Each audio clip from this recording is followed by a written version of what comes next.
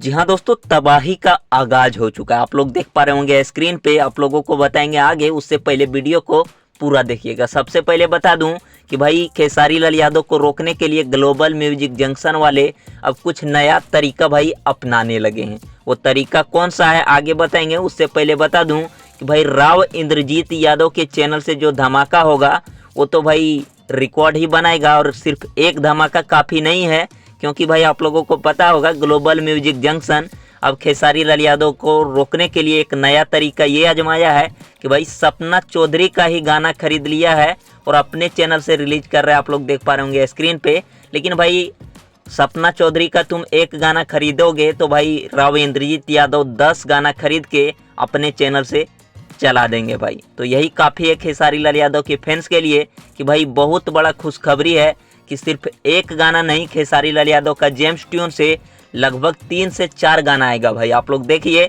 8 तारीख को गाना आ रहा है, पहला गाना वो देखिए, उसके बाद देखिए बड़ा बड़ा धमाका होगा। मिलते हैं फिर नेक्स्ट वीडियो में। वीडियो अच्छा लगा तो लाइक कीजिए।